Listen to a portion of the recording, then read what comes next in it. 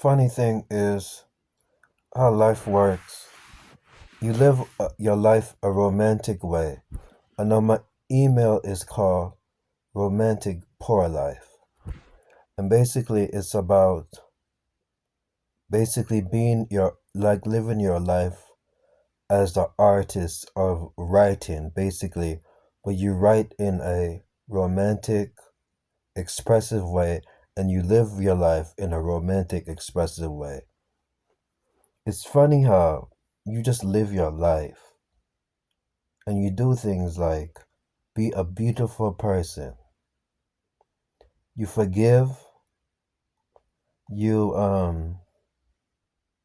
you treat an opportunity as another opportunity. I've always thought of life as something. Some people say some things happen for a reason, but some things happen for another moment, another opportunity, basically. And a lot of things I thought was another moment and another opportunity. Like the case in Cleveland Heights where I falsely got arrested, I thought it was just another moment for another opportunity, meaning that it was a lesson learned, someone was honest, and basically, because I had the ability to sue because they made the mistake of saying things about my clothes were different when I had on business clothes, and they said I had on a hoodie and a book bag, and because I recorded a situation where basically the person tried to bend my hand and take my thing out my hand, and basically was looking through my iPod at the time. um I knew I had the opportunity to come back swiftly and take that case out. Basically, I knew I had the ability to get a lawyer. I had the income also. At the time, I had an income of $7,000. So I had the income of being able to, of using the same lawyer or afford another lawyer. And, but I decided that every opportunity has a chance and another moment of a reflection. I was in the area opening up group houses, and I saw that it was the opportunity to build some kind of peace. I figured doing that would be basically build me up. Basically, they would see that I'm the guy that they falsely arrested, and I'm living in a group house helping out, building things up. And they'll do something like just say hi and be friends, basically. And what the situation is, the guy that was very honest, who was Jewish, I think, who did things like, I think he did things like run a gym and was a recruiter, I think. I can't remember. I Google and check on things a lot. But because he was honest and because how law works, I know that I wouldn't have been able to win if he wasn't honest. Basically, if he didn't just say it. So I just forgot about it. And I remember the prosecutor came up to me and to question me. I know he was saying if I probably wanted to take the case further. But I didn't keep track of basically whoever the person was that was made the mistake of calling out the wrong clothes, because I figured that everybody is an opportunity for everything. I'll see him again and basically see what happens. And the other guy, I run into him again. And the person that I admired the most in the situation was the prosecutor. Even though I ignored the prosecutor when the prosecutor tried to say something to me, I figured there was something behind it that was another meaning. So I figured I'd just test him and talk to him later and worry about that situation later. So years went by. Time flies. Things happen, like I would see him, I'll Google him every now and then, but he has no internet presence whatsoever. Whoever he is, he does not use the internet. You can't find pictures of him. You can't find any records of him. I don't even know his name. I would have to look at the original records to know his name. And it's funny how life works. I thought that doing stuff like that would give me the ability to have a conversation, to get my voices heard. Basically, I thought that doing that situation where I didn't come back swiftly when I could afford to do it, basically, I thought that was giving me an opportunity to have future conversations and future discussions. Basically, I didn't think I would end up in the position I'm in, where basically all these evil things are happening to me. I never thought of that. I thought that I was be able to walk up to him, sit down and just say, hello, what's going on? I don't understand. There's something wrong.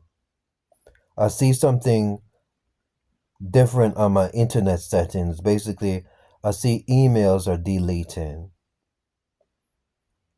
out of my Yahoo when I send it to the mayor. Basically, what's going on?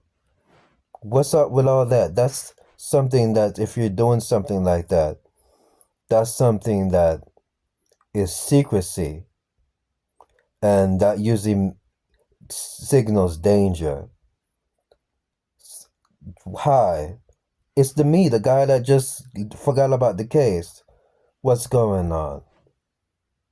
I thought that would give me bargaining rights to basically be able to ask any question, able to participate in the community,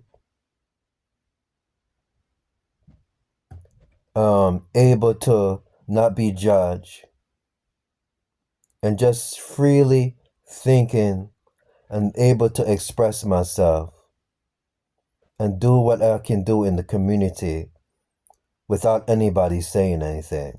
I thought they would say, oh, that's the guy that falsely got arrested and just ignored the prosecutor and never sued for anything. Just leave that guy alone. He's a good guy. He lives with his father in group houses and he works for free. I didn't think that I would be recovering over and over from multiple things, going through what I'm going through.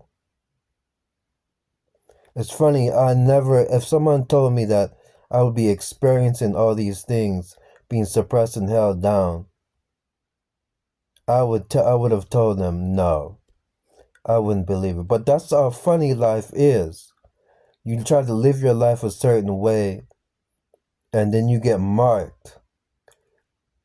And you try to do the certain things right, where you simply just try to hold a conversation. You gotta walk in eggshells. You gotta back your emails up. You gotta screenshot things. You gotta do certain things. Why is it that I have to do that? All of that.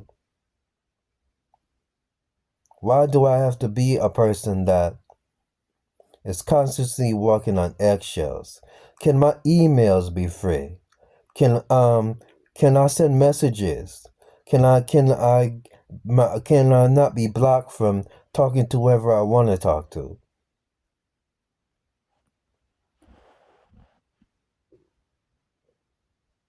Sometimes some people don't understand the Christ-like gentle way and the romantic way of living life.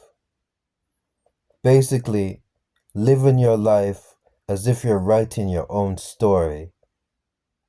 What do you want to be? Do you want to be an oppressor? Someone doing evil, wicked things? Someone doing stuff that's gonna make you be remembered in history as being the one of the biggest fools in history? Or do you want to be someone that is simply romantic? He says what he wants, does what he wants, he's honest, and he doesn't go around lying and trying to do things to the point that you ruin someone's health, to the point that health is more than everything. What can be offered more than health? Health is worth more than riches.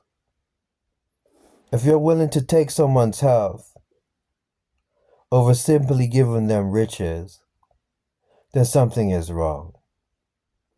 If you're simply willing to take someone's health instead of giving someone money for college, then something is wrong. If someone asked me years ago, what is it that you want? Is there something that you wanted that you will want? I would simply say, if anybody says anything to me, I'll say simply, just give me the money to go to college. If somebody says, what would your wish be? I'll say, I'm perfectly fine, I have this much. Just give me the money for college. That way I can spend my money on extra income and doing other things. If they truly wanted to cover something up, they should have just not worried about my health. They should have just simply said, Jason, we're trying to cover what up we did to you. I would have simply said, don't worry about it. If you want to do something for me, just give me the money for college. I'm on my way, I'm on my different time. I'm going to be in a different path. And if I see you again, I'll see you again. That's for the past, and I have a future. Simply just forget about it.